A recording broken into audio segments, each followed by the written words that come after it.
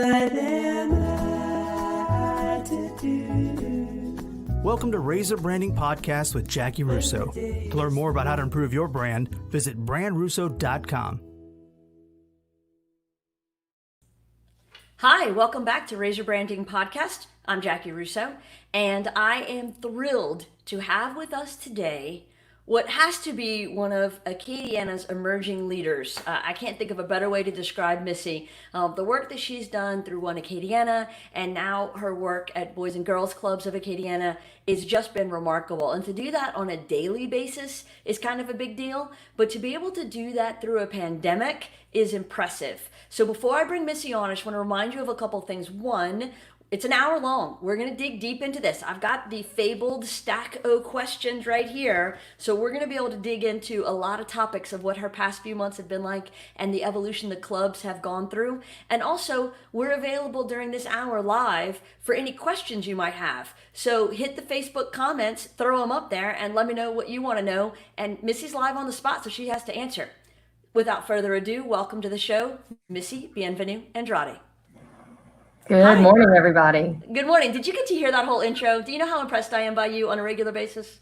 I heard all the lies you just told. No, I'm kidding. Yes, I heard, and I appreciate everything that you said. Thank you for that vote of confidence. And sometimes I'm surprised by the people who are, who are watching from afar. Not that you're far, but you and I don't get to work with one another on a daily basis. So it means even more that you recognize the hard work we're doing each and every day. Well, we used to watch from a close because you lived right across the street. And so you have moved further away. So I am watching from afar. But yes. I am impressed. I feel like I assume everybody's my age. And I've always assumed that no matter what age I was. And then I remember, oh no, you're literally decades younger. And I look at all that you've managed to accomplish so far, and it is impressive. That is a very kind thing to say. It's very true. So I'm 35. And when I look back at really like the last 6 years of my professional career, it seems like that has gone by really quickly. More than anything, I've had some wonderful experiences and feel like I've been given some really cool opportunities to lead and to be able to take chances and risks in this space, not only here at Boys and Girls Club, but previously at One Acadiana. So there are some days where I wake up and I definitely feel a little weary and maybe older than 35. But I'm so grateful for the confidence that people have had in me to lead and to, get out there and take some risks, all in the spirit of making things better and making our community better. Right. But don't you see those as building blocks? I mean, the work you did at One Acadiana and the relationships you formed there have led you right into being successful at the job you have now at Boys and Girls Club? 100%. So my life pre-One Acadiana, I was actually a pharmaceutical rep. And loved that life. It was really fun. I grew up in healthcare. My father was a physician. So were my grandfathers, one of my brothers. So it was a space that I felt really comfortable in. And when I was ready to leave that industry and found a job opening at what was then the Greater Lafayette Chamber of Commerce, first of all, I didn't know what a chamber was, but I figured, well, if I can sell blood pressure, cholesterol, and diabetes medications, surely I can talk about membership to this community organization. And anyway, I remember when I took that chance, my dad actually said, you're either going to really love this work and it's going to open doors for you, or if you don't love it, you're going to meet more people and more players in the community than you would have in this pharmaceutical space. And he couldn't have been more accurate, because not only did I get access to the business and community leaders who were, active members and investors with that organization, but I got to work with some really awesome people. And I got to be a part of, what was eventually the creation of One Acadiana, going from a one parish chamber to a multi-parish regional economic development organization. That was a really cool transformation to be a part of. And I got to work with just some really smart, intelligent, hardworking, talented people, many of which were not from this community, but all moved here working towards the same goal of making Acadiana better. And I saw that transformation happen a little from afar and a little from a close because we got to do some projects with y'all during the transition. And what was amazing to me is the level of talent, either that Jason got to work with, Jason Alkubi, or the people he brought in. And I think it really transformed from a chamber to a regional economic powerhouse. And I think that was his goal, and I think that was a mission accomplished. You're talking about kind of that entry level coming into a nonprofit and community work. I think we need to bring back the gap year. I think either when people finish high school or when they finish college, they should take a year and serve the community in some capacity. How much better could programs like Boys and Girls Club be, as well as other nonprofits, if we had this talent pool at their beck and call and it gave kids a chance to grow up and learn a little about the world around them? I think that's a really important thing that people are probably missing. For me, I will tell you, I graduated from UL with a degree in Latin American history and Spanish. Kind of wanted to be a lawyer for a minute, maybe a teacher. I don't really know. But at the same time, I was working for a dance company and traveled extensively, primarily in Central and South America, teaching for them for a few years. So I was teaching dance, the thing that I loved, to people in all these, different countries. So I always link, my Latin American history and Spanish studies. I got to go and experience and see all of those things. But I will tell you, it wasn't until my work with the chamber in One Acadiana that in my late 20s, I started having all these thoughts about I didn't know you could be that when you grew up, or that when you grew up, or whatever. I was talking with business owners and people every single day about membership with the organization, but I was spending a lot of time talking about, well, what do you even do here? And I found myself surprised, how did I not know all of these career options existed? And how did I not know that all of these really talented business owners were here in Acadiana doing great work? And, I was loving the work that I was doing, but there were just many times where I thought, who knew? Who knew you could do that? So I think exposing kids to possibilities is incredibly important. And I think that doing that through a gap year or something similar to that is a novel idea. We should explore that more. I think we can. You've had a lot of change that y'all have undergone this year. So before we add another program to your roster, I'd like to talk about the current programs y'all have and how you've had to adapt. So March 15th comes along. We go into a nationwide, pretty much shelter in place, quarantine, but you still have people in your community to serve. Boys and Girls Club are still even probably more necessary as kids aren't allowed to go back to school. Tell me what y'all went through. What was March and April like for you? Challenging, to say the least. Our organization is 50 years old. We are celebrating 50 years of service in this community this year. We operate 5 club sites between 4 parishes. And when I got here 2 years ago, we were operating like a 50-year-old organization. A lot of what we did was old and antiquated. So we invested in some improvements and some changes. Some of that was technological in nature. Other bits and pieces of that were just about sort of updating our processes and our operations. So I share that. So you bought a computer. Basically, you bought a computer. Jackie, there was no laptop here when I got here, and I was very confused about how do I wait? What do you do at night when you go home? Anyway, very confused about that. But yeah, we bought laptops. We put email on our phones. Oh, you crazy kids. I know. We had this membership tracking software that we never really utilized to its full capacity, that we made a concerted effort to really build that out. We redid our website. We got more active on social media. We did a lot of stuff. Right. But I share all that because had we not have done all of that, when March 13th happened and the governor said we're shutting down schools, we would have been extra dead in the water. Right. So I'm very grateful that we had, spent time, energy, and money on those things and made them a priority beforehand. For people who don't know, we are a after school and summer program for kids. We exist to serve all kids, but largely when you look at our demographics, 85 to 90% of the kids that we serve are African American. 70% of those kids live in a single parent, non-traditional household. the vast majority of those families report an annual income of less than $30,000 a year. I mean, we're talking about challenging circumstances for many of the kids that we serve. For a lot of them, going to school is, part of how they get fed each and every day. We don't think of school as childcare, but that's the reality. When parents go to work and kids go to school, it is a form of childcare in addition to being an academic institution. For us, when the governor shut things down, we also had to shut things down physically because we were not going to be able to remain within the recommended guidelines of gathering numbers and that sort of thing. And that was a really huge gut punch when I thought about, okay, our value has been associated with a physical space, by four walls for 50 years. We've told kids, if you can get to us, we can do our job and serve you.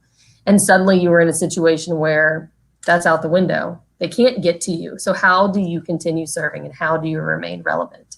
So admittedly, I cried during the first week because I just felt pretty paralyzed as a leader, and was pushed with, I think, the right kind of intention from a number of people to say, this is where you grow. This is where you adapt. This is where you change. You are cut out for this. You can make hard decisions during this shift. No, go and do it. Right. Do it. I needed a couple of people to kind of like push me out of, oh my God, what are we going to do, to putting one foot in front of the other to say, no, we are needed and we're going to do this. So there was a lot of layers of what we kind of built out. But number one, we had our staff pivot and actively reaching out to all of our club families to say, do you have what you need? And at its most basic level, do you have adequate access to food? Are you concerned about that? We were able to connect them with existing resources in the community to make sure they had what they needed. In addition to that, we use that as an opportunity to say, like, hey, if we stand up virtual programming, are you going to be able to take advantage of this? Do you have access to internet? Do you have a device in your home? If you have a device, is it a smartphone? Is it a computer, a laptop, whatever it may be?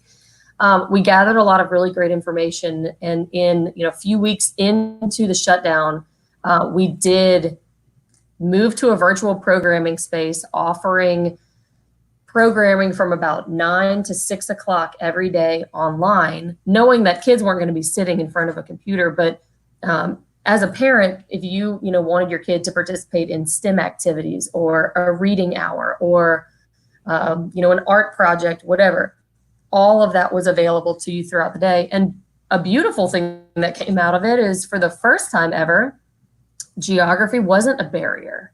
It wasn't about if you could get to our building, then we could serve you. This was the first time we could say, no, we're coming to you. We're going to be in your home. Another element of what we did was establish some kind of online small group mentoring Zoom calls. So safety is at the top of what we do. And this online world introduces a number of elements, as you can imagine, of just some soft spots where kids can, be in compromising positions and whatever. So we retrained our staff on some internet specific tools and trainings and that sort of thing. And then we stood up these small group sessions, and in many cases, kids just wanted to see their staff and their friends from the club to say, well, hey, what's going on? What are you doing? How are you feeling? Are you struggling with anything? And I know it was really great for the kids, but I also want to point out that for our staff, going from, being in front of kids every day, seeing, hearing, and feeling your impact, to then having to step back and do all of that through a computer. It was a challenge, but I think for them, it was probably just as beneficial to our staff members as it was to our kids, to know that they were still able to serve and to provide that really important love and support to our kids in a new way through a new virtual space. So we, checked the box. That was a success. And moving forward, we now have the tools to operate virtually. In addition to that, we knew that food was going to be a huge component of this shutdown. And we looked to all of our school districts first to say, well, what are you doing? If you've got this handled, then we're going to take a step back. We're not going to get involved because we didn't want to duplicate those efforts. Right. But it did become clear around spring break that a lot of the emergency meal to you, the meal delivery stuff that districts were trying to stand up, there was a lot of uncertainty there. There was a lot of confusion about when was the actual start date, and there were just a lot of moving parts. And at that point, we stepped forward with the 3 O'Clock Project, who has done some amazing work with meal distributions across the state. They've been a partner to us for years, helping us to feed kids in our clubs. We stepped up with them, went to a couple of the communities and said, we can stand in the gap. We can set up these meal distribution sites with, a box of meals fed a kid for a week, breakfast and lunch for an entire week. And we said, well, we can do this. So in the first week, I think there were 2 or 3 sites that we helped to manage. And over the course of, 6 or 8 weeks, the Boys and Girls Club team was managing about 8 of those sites in Acadiana. And I know that millions and millions and millions of meals were handed out. And that was another opportunity for us to kind of stand in the gap. We weren't the only solution, but we knew we could be a part of, kind of adding an option in these communities for those people who didn't qualify for the delivery, the meal delivery option, or didn't even have access to something like that. So between Lafayette, St. Landry, Vermilion, and Iberia, we estimate that our team, of course, working with 3 O'Clock Project, probably handed out about 1.4 million meals between early April and the end of May. Now, are y'all still doing meals through summer? The meals are still happening. So we opened our clubs a few weeks ago. I know we'll talk about that in a moment, but we knew that in anticipation of opening our clubs, we had to scale back with our involvement with the meal distributions. We worked really hard to kind of hand those off to the right partners, but we had to get our team back to, getting the facilities ready, preparing programming and different things for the kids. And that was going to be too challenging to do while we were doing the meal distributions. So all that being said, they're still happening, and we are still in a support role with the distributions happening in Acadiana, but we're not as involved day to day as we were originally. That's still so impressive. Chris Balfour just posted a question. He said, what's the age range of the children and what type of activities does the Boys and Girls Club offer? So let's roll right into what does summer look like at the Boys and Girls Club? So we serve kids ages 6 to 18. And when kids come to our club, everything that we do, I think it's more structured than people realize. There are really 3 priority outcomes that we focus on, and all of our programming really rolls up into those 3 items. So academic success, good character and citizenship, and healthy lifestyles. So some of what our kids do is academic in nature. One program that we have focused our efforts on this summer is called Summer Brain Gain. We know that kids have been out of school for an extended period of time, and we're going to try and do our part to close that learning loss gap while they're with us at the club before they go back to school in the fall. We also, during our regular after school program, we're doing homework help and tutoring with the kids in an effort to give them the academic support that they need that maybe they're not getting at home. We know that some kids, that book sack is not going to get opened when they get to their house. So if we can handle that at the club, we want to be able to do that. On the character and citizenship piece, it is our goal to empower kids and to provide them with opportunities and experiences that enhance their lives in every way. And some of those programs are related to actual, growth and development of these kids. So you have programs like Girls on the Run, Smart Girls. Those obviously are intended for young women, but then we also have Passport to Manhood and a couple of other programs that are specific to young men. And, on that front, teaching them how to shake someone's hand and look them in the eye and how to tie a tie and those types of things. We also have some programs in the club that are almost, I hate to call them like student council, but sort of Keystone Club, Torch Club, where kids are a part of a group where they're given leadership opportunities, responsibilities. They will host listening sessions in their clubs to make sure that, they're listening to what kids want, and we're able to turn that into programming. And on the healthy lifestyles front, I do think traditionally people think of Boys and Girls Club as a recreational facility, and we do have that. Kids play basketball. For a long time, we had a gentleman who came a couple of days a week and taught golf lessons to our kids. We've had dance teachers come in and teach a regular dance class. There's also an element of that about healthy eating habits and taking care of your body. And so we partner with entities like the Junior League to offer programs that teach kids how to prepare a healthy food. Or I got pictures earlier this year about the kids trying a green smoothie for the first time. It's the first time they had eaten spinach or kiwi or all these things that had been blended into a drink. So there's a lot of layers to what we do. More than anything, we want kids to come into our clubs. We want them to know that it's safe and it's fun, but all of those programs are intended to develop them as people and to fill in the gaps in their lives where maybe they're missing something. And Boys and Girls Club can come in and make their world experience a little bit more well-rounded. That's awesome. Chris Balfour replied, "That's fantastic." And I think probably what Chris is experiencing and I'm experiencing is just sheer amazement at how much wider and deeper the club is than I think most people realize. I think most people associate it with kids getting together and playing basketball after school. But as you've pointed out, with the 3 service lines, it's so much deeper than that. I do think for a long time, even, our own organization, because there are thousands of Boys and Girls Clubs across the country. For a long time, things were more unstructured, and it was just about, well, let's just come to the club and we're going to hang out. And those elements still exist, and it's important for kids to have the opportunity to be kids.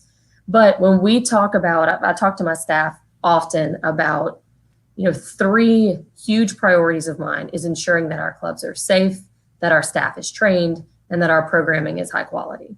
I want any parent to walk into our clubs and to say, this is good enough for my child. This is going to provide a worthwhile experience for them.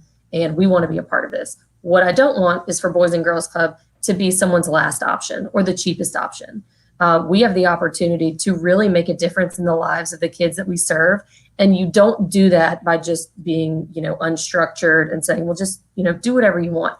We build in those opportunities to choose. We want kids to know that they have a choice in what they participate in, but we feel like we're going to be our most successful whenever we're hiring great people to work with our kids. We're doing everything that we can to ensure the safety of our kids. And now in this new world, that not only means a safe facility, but are you training your staff adequately to provide a safe space emotionally for kids? And then in the virtual space, what are you doing to keep kids safe online? And what are you doing to educate them about the dangers of that? And then on the quality programming piece, we know that every child is going to have a different experience when they come to us.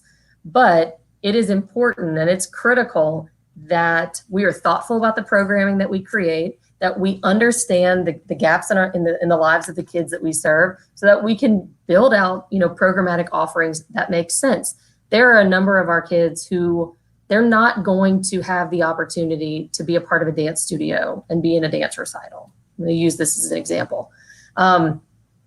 For a number of reasons. Maybe their parents work and they just don't have that flexibility, or maybe they don't have the financial means to be a part of that.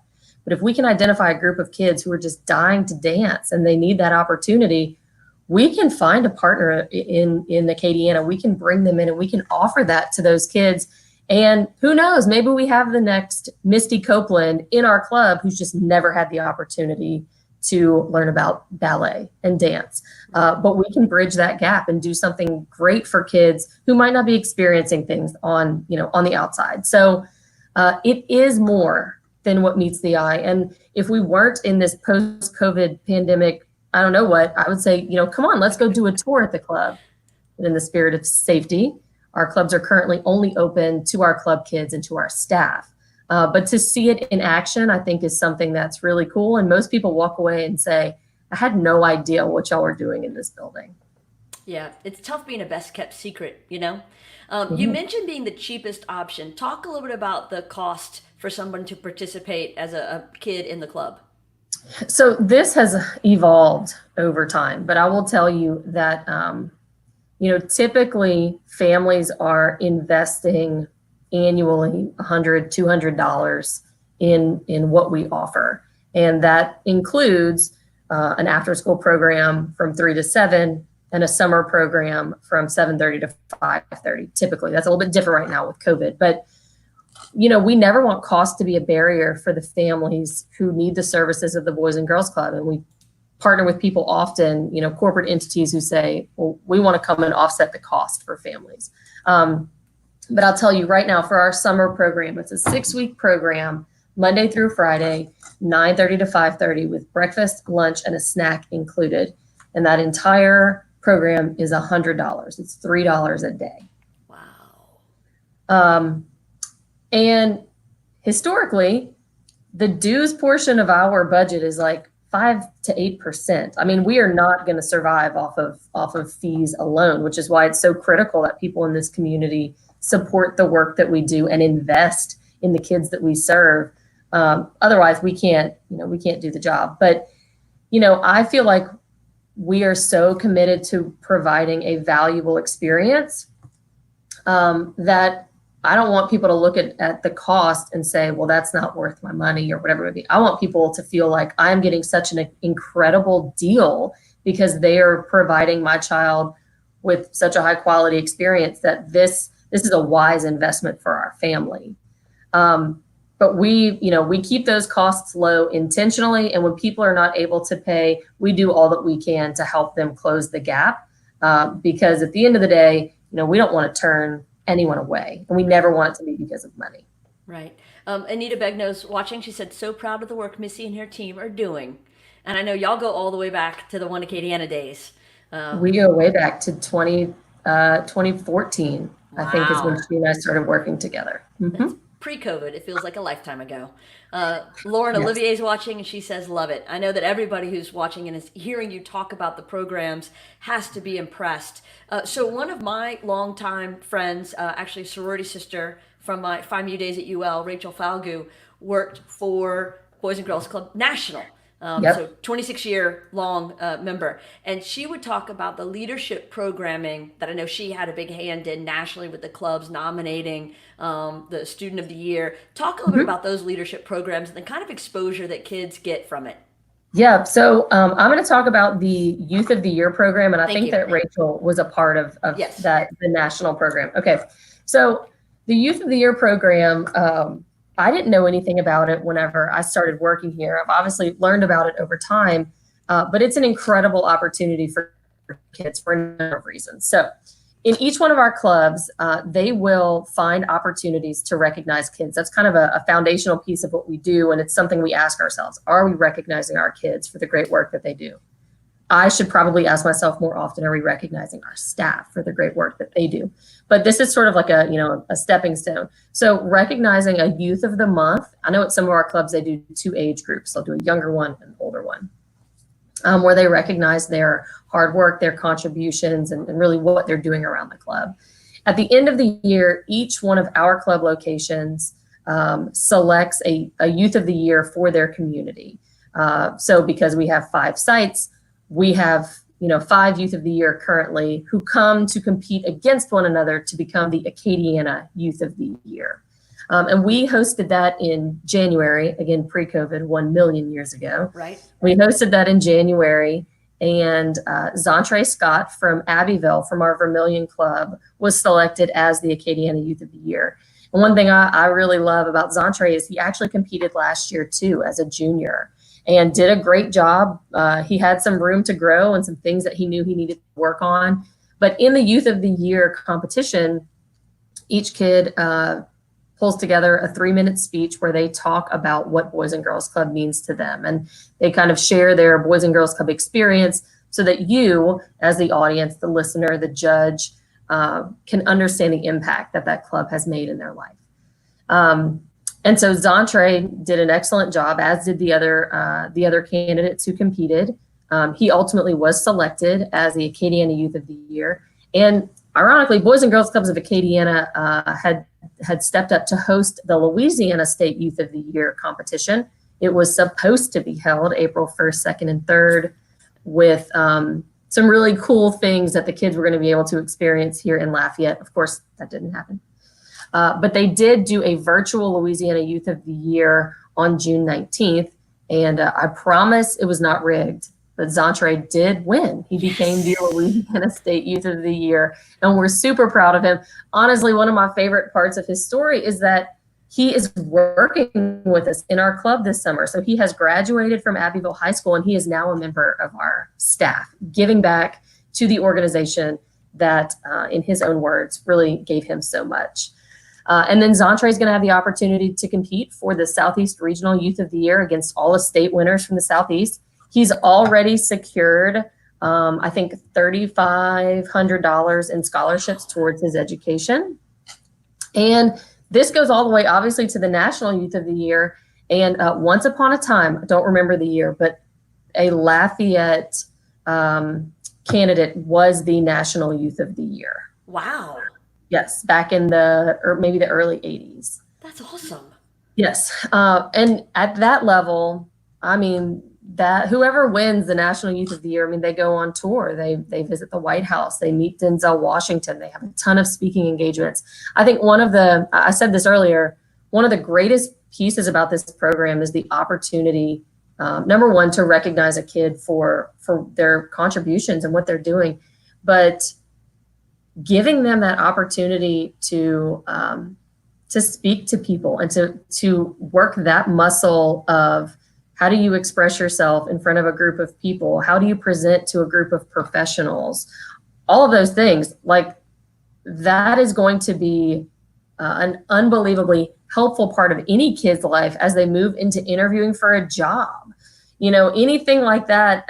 A high school kid is probably not going to be real comfortable in that space, but they're given the opportunity to get coached and trained. And no matter where they go in their life, to me, it's like such a useful skill. Mm-hmm. And we've opened that up, and I would open up to anyone who's listening to this. Between now and early September, if you would like for Zontre to speak to your team, whether that's virtually or to, come in and just give his sort of testimony about his Boys and Girls Club experience and have the chance to ask him some questions, we're happy to set that up. It's good for him because he gets to practice. It's good for you because you get to see what these great kids are doing in the community, the work that they're doing, and their plans for the future, and really how Boys and Girls Club is woven into the fabric of that. So if somebody's interested in that, share the contact information so that Michael can put it up on the screen and people can know how to facilitate that contact. Sure. They can email me directly, mandrade@bgcacadiana.com.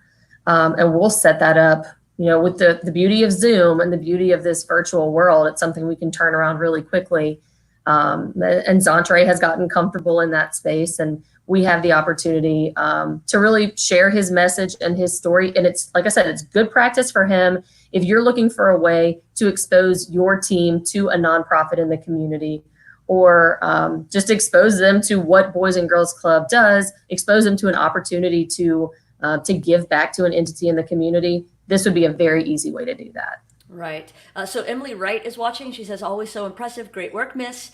And Alex Lazard, another amazing One Acadiana alum who has gone out and made the world a better place, says, yes, go Zontre. As a former high school and college speech and debate champion, which I try to work into every conversation when given the opportunity, I think giving these kids the life skills of knowing how to talk to a group, knowing how to prepare and deliver a speech, these are lifelong success skills that will serve them so well no matter what they do professionally. They'll do it better because of this training. So I'm so glad y'all are doing this. And Zontre is he'll be attending UL, and he's majoring in engineering. And I mean, we all know engineers that we love.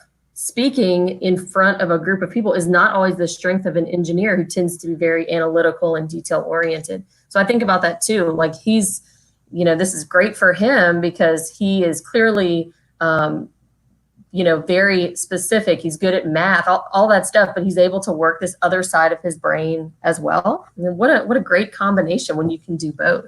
Right. No, you're giving him the keys to success. He's going to be light years ahead of the other engineers, including the one that I gave birth to that's a sophomore at UL in mechanical engineering and could not speak in front of a group like he can. So that's awesome. Your mom is watching, and she says she's very proud of you, Missy. Mom. Hey, Mom. Thanks. Appreciate it. So you mentioned Denzel Washington.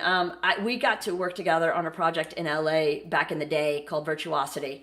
He was the lead, and Russell Crowe was his co-star. So I got to spend about a year on set. A lot of night shoots in downtown Los Angeles. It was a very interesting process we can talk about off camera someday. But he talks often and favorably about what he thinks Boys and Girls Club did for him and putting him on the right path. And I know he's been a great spokesperson for the clubs. Talk to me about some other famous alums that have come through. As Michael has mentioned, that is my first official name drop of the day. There will be more. So other than my best friend Denzel, who else are some of the big names that people would be amazed to know got their start as a kid in the club? Yeah, our good friend Shaq. I think that Shaq grew up in the Northeast and attended a club up there. And I know just recently he hosted a virtual fundraiser for Boys and Girls Clubs of America. So we do need to get Shaq into our club. Let's put that into the universe. Like when you leave Reds, Shaq, just come drive over to our club. We'd love to see you. We'll release the COVID restrictions for his visit. Other people need to do it virtually, but he can make an in-person visit. He can. And if we need to get a hazmat suit or something like that, I will work on it. Just a really big mask.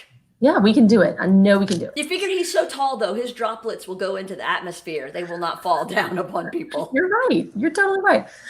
Jennifer Lopez is actually a former club kid from the Northeast as well.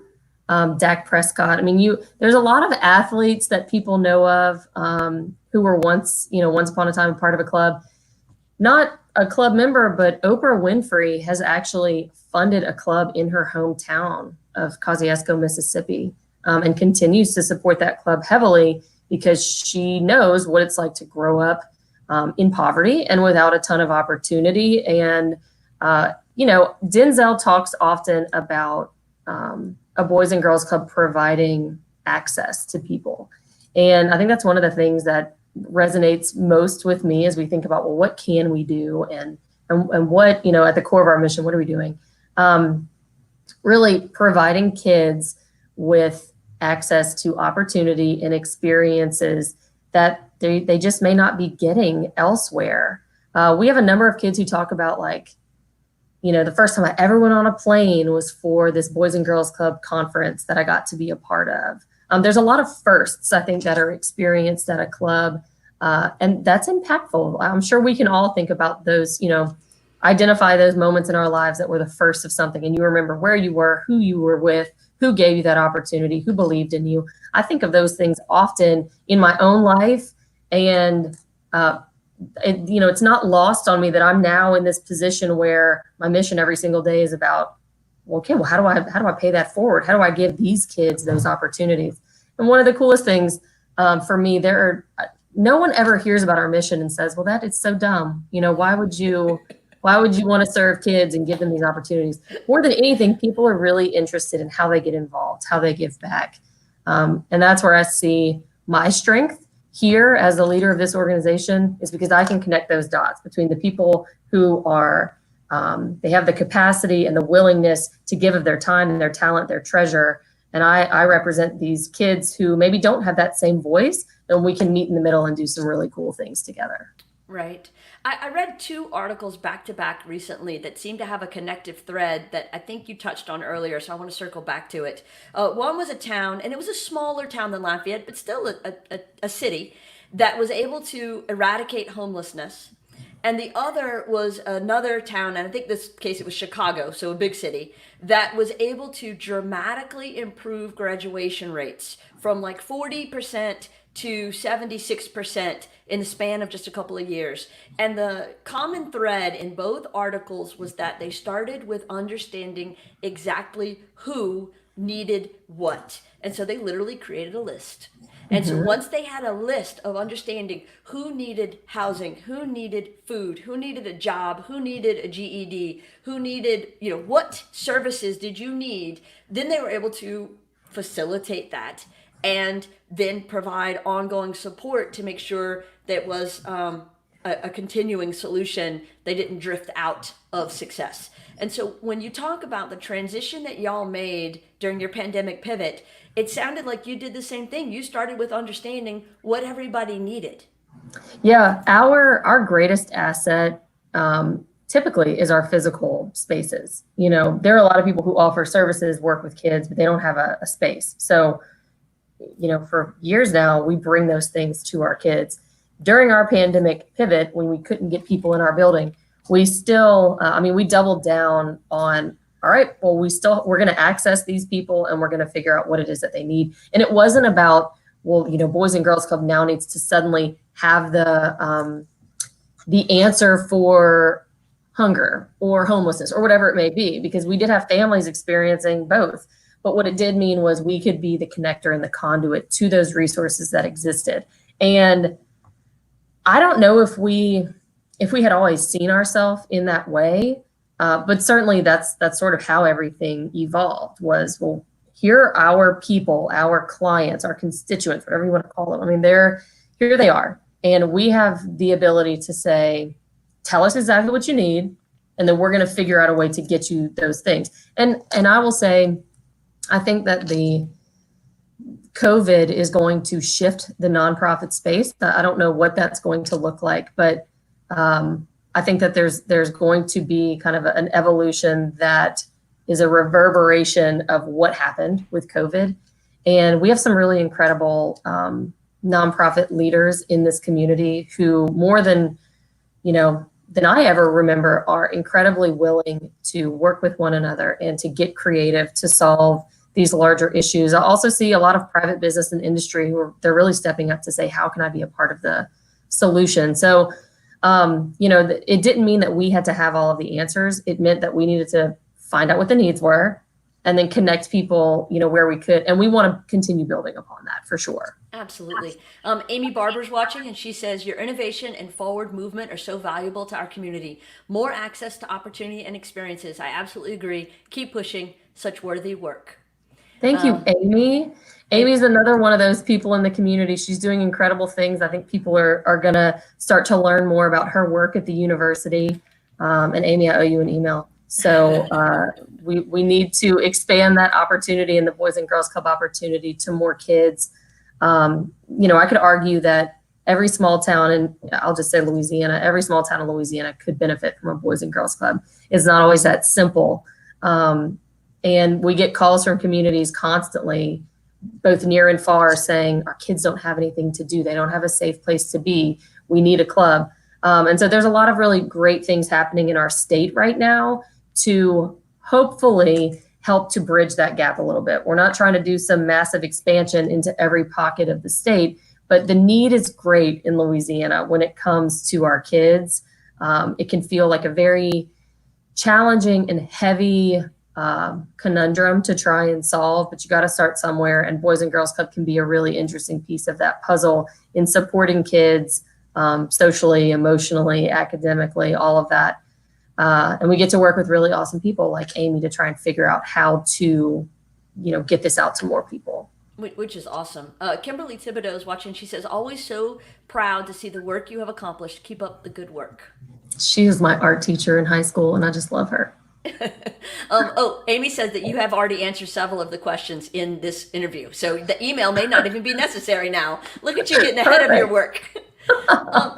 Missy, when you look at the entire population that fit the demographic profile of the kids you serve, what % do you think you're actually reaching? I guess I'm trying to figure out how much of the need is still out there, So, okay, there's so much data to dig into. And I really do think that if I'm going to be the optimist that I try to be every day, something that's going to come out of this COVID situation is a lot of data that is going to be hard to look at and hard to stomach, but a realization that the need is so great that we're not scratching the surface.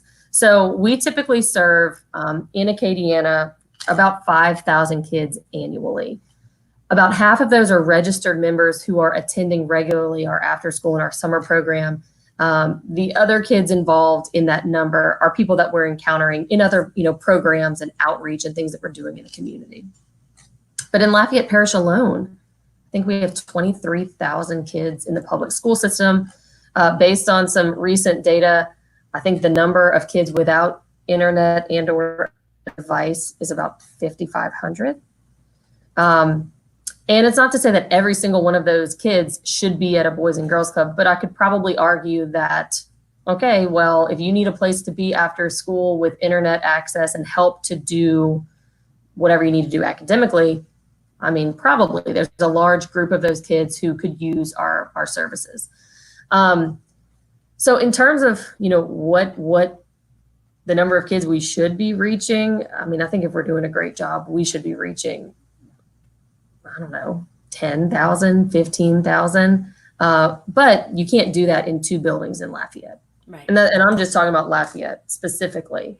There would have to be a much broader approach and discussion about youth services in general, and how do you overcome geographical barriers, transportation barriers, to provide those services to the kids who need it. And in some communities, Boys and Girls Clubs are located on school campuses. So Right. it totally removes the transportation challenge. But then there's new challenges, of course, that pop up whenever you're operating on a school campus and not in a club. But I think that there's a lot of really awesome people having the youth development conversation right now. I'm grateful that Boys and Girls Club is a part of that. And we have spent so much time in the last 2 years really focused on how do we do what we do as best as possible? How do we build our systems internally so that they are scalable? How do we just become the best organization that we can be? So if and when the opportunity arises where we are needed to expand what we do and offer our services in new places, that, in some ways you're always going to be building the plane while you fly it, but that more of that has been figured out before we kind of embark on those. And there's lots of opportunities out there and conversations we're having right now, particularly as we think about going back to school and the challenges that the school system is going to face in trying to get kids on campus, but keep them socially distanced and all of that. And so I think that the conversation is in a really interesting space and continuing to evolve because the school system can't do it alone. And so how do entities like Boys and Girls Club once again step up to fill in the gap and be an extra support and resource to the kids and families that we serve? You touched on something that has been on my mind through my time at Leadership Lafayette and Leadership Louisiana. We talk about resources and maximizing resources. So you have facilities that are unused during the school day until 3. And the schools have resources that are unused after the school day beginning at 3. So I think the communities where they've managed to merge the kids and the facilities with the after school team make the most use of resources and facilities. So Sure. have y'all had those conversations with LPS to say, rather than you try to figure out how to get your kids to us, let us bring in a team to you and the kids don't have to move? So in some ways, I want to say years ago, there was one instance or maybe 2 school campuses that did have an after school program. And I wasn't here and I don't know a lot about that chapter, but I will tell you, we are talking with all of the school districts that we serve, not only to talk about short-term solutions, what are we doing 5 weeks from now when kids go back to school, but also planting the seed for some long-term solutions. Because for us, I kind of feel like for many years, Boys and Girls Clubs not that they didn't have a seat at the table, but that we weren't necessarily factored into this larger equation. And so it is my goal that we understand what our school districts need, what the gaps are, what are the gaps that the kids are experiencing, and then how do we really come up with a solution together? We are not an academic institution, but we can support kids academically. The school system wants kids to succeed, to pass, to move on to the next grade. We can be a part of that equation. Additionally, I'm hearing our superintendents talk about, the concerns they have about mental health with their students following this shutdown. And so how can we help to support kids socially and emotionally? And that's a big piece of what we already do. So I share all of that because Have we talked about it? A little bit. We have planted those seeds, and some of these, conversations have been happening for a long period of time. But I think that we are all in this community in a really interesting spot where there's a recognition that we're going to succeed together. And so planting those seeds now to figure out, okay, how do we operate in this new post-COVID environment, but also a year down the road, 2 years down the road, how are we strengthening this partnership so that we are enhancing one another's missions in a more intentional way? Because I'm with you. There's a smarter way to do it. When I think about expansion, it doesn't necessarily mean building new buildings. Right, right. And I've learned in this job, maintaining those physical spaces, it's unbelievably expensive. So if there's a way for us to bring our really great programs, our safe club atmosphere, the trained staff, that I talked about, if we can bring that to spaces and maximize resources, as you said, we want to be able to do that. Absolutely. So I would be remiss if we didn't talk about one of the branding challenges that you face, which is there's another national organization that you are often confused with. Yeah. So you are Boys and Girls Clubs, and then there's also Big Brothers Big Sisters. Yes. So my good friend Callie and I, we oftentimes call one another. We got to check for you guys. Someone's calling to volunteer, but they really want to volunteer with you. We have to kind of go back and forth with it. But yes, there is a lot of confusion between Boys and Girls Clubs and Big Brothers Big Sisters. And I guess we have further confused that because we now offer a Big Brothers Big Sister program at one of our Boys and Girls Clubs. Oh, no. Yes. But here's how I sort of break it down for people. A Boys and Girls Club is a physical space where kids are coming after school and during the summer. And Big Brothers Big Sisters is founded on one-to-one mentorship. So physical space, they do have an office, but if you're a part of that organization, you don't necessarily go to a physical space. Mentorship is a foundational component of both of our organizations. Right. Okay, we talk about mentorship, they talk about mentorship. We found an opportunity through a local foundation who wanted to fund a kind of a collaborative partnership where we wanted to bring the Big Brothers Big Sisters mentorship component on site to our Granbury Boys and Girls Club so that our club kids would have an exclusive opportunity to get matched with a big who would visit them regularly, once a week, once a month, and establish a positive adult role model relationship with them. So there is a lot of confusion between the two, but I get it because there's some crossover and there's some great work that we can do together. And it's been awesome working with Callie and her team. And even in this post-COVID world, we've been able to, I know Callie's team has been able to match up virtually some of our kids with some of the big. So we didn't let COVID get in the way of meeting this new person who's going to support you and be a part of your life. We enlisted the help of Zoom, and we were able to do that virtually, which I think is really cool. And we're always looking for opportunities to partner with other youth serving organizations and nonprofits in town. I wish there was more of that conversation because, man, we do a lot of the same stuff, but we don't always talk to one another about it. Right. Callie's been an awesome partner in that space. That is awesome. So we have now gotten to the last set of questions, which is the lightning round. Are you prepared? Yes. Okay. What is your favorite place on earth? Maho Bay, St. John, U.S. Virgin Islands. Very nice answer.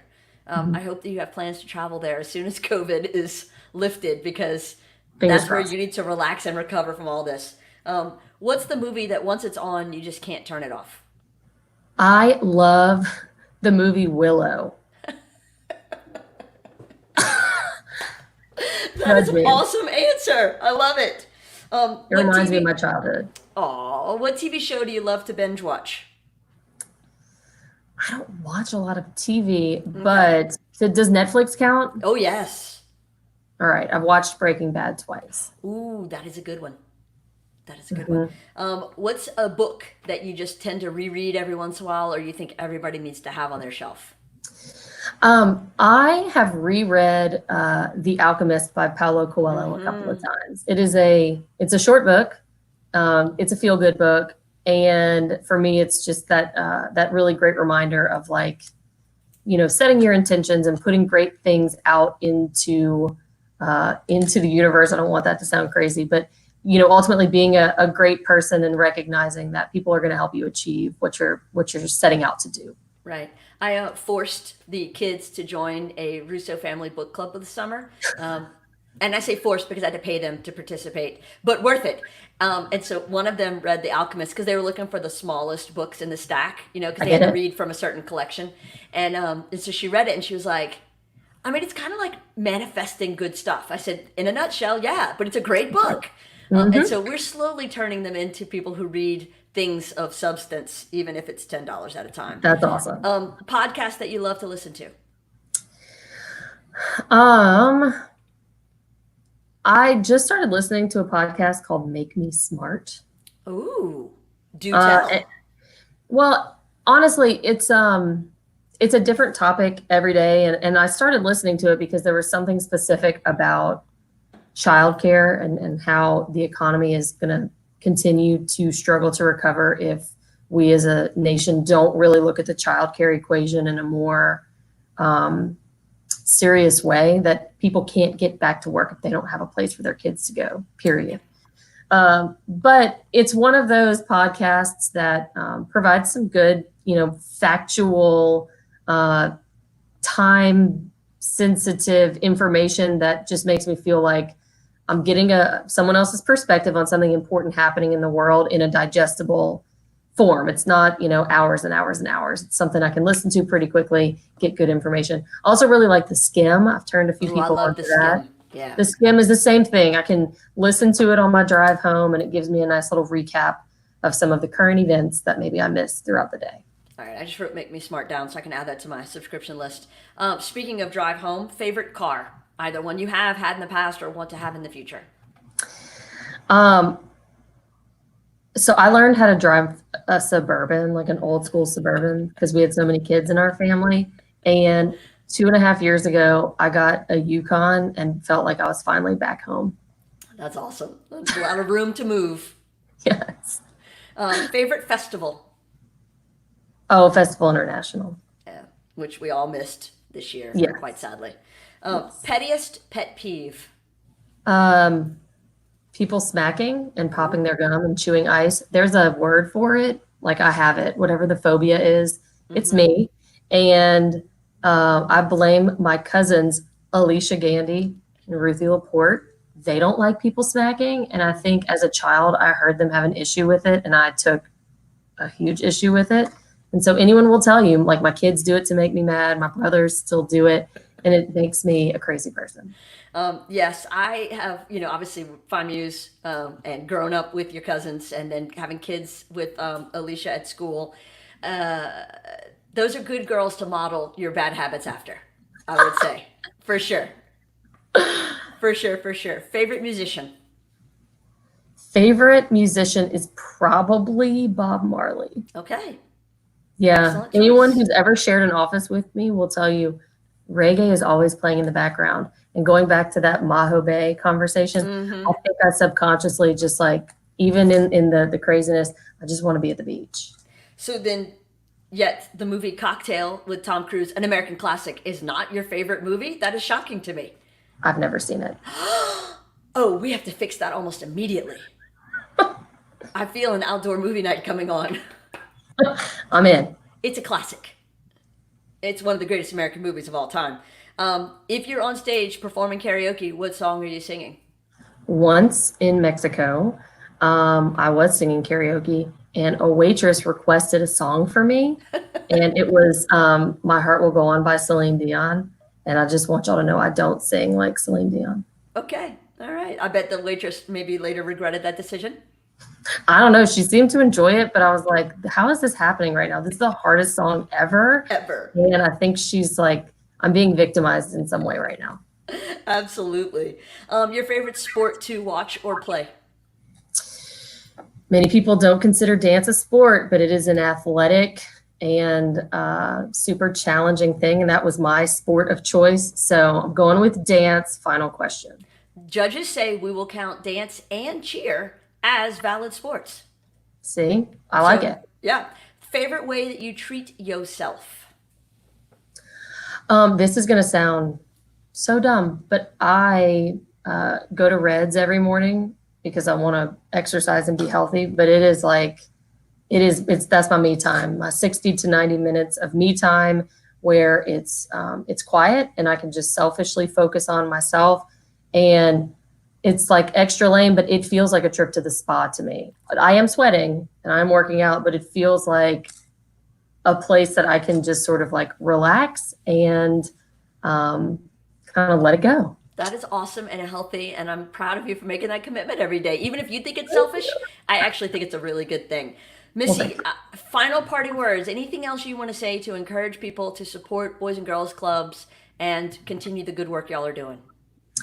I think that I've learned so much about this organization in the last 2.5 years, and I recognize that my Lafayette experience, my Acadiana experience was incredibly privileged. And the reason I didn't know about the Boys and Girls Club is because I didn't need it. When people are looking around this community and wondering how they can make it better, I really hope that in some capacity, we're all investing in kids in some way. Surely we invest in our own kids each and every day in our own homes, but let's really think broader about all of the kids in our community and how we can, kind of do small acts that allow all ships to rise. And so if you're looking to give back to an organization, if you're looking to make a very direct impact, I want to encourage you to learn more about Boys and Girls Club, reach out to me and talk to me about it. But investing in kids is really one of the greatest things we can do as a community. And as the leader of this organization, I am so bullish and committed to making this an incredibly quality and impactful program so that when the kids do leave us, we have made a difference in their life and their trajectory is potentially different because of their Boys and Girls Club experience.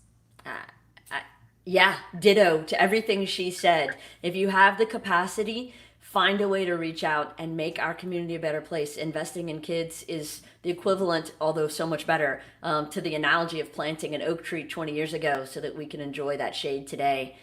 The kids that we support and educate and bring up today are the leaders of tomorrow. Missy, thank you for your time and for the work that y'all are doing. We appreciate it. And to all of you, thank you so much for watching and listening.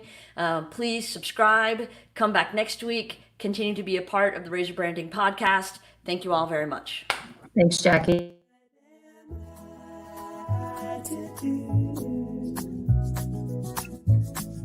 When the day is through.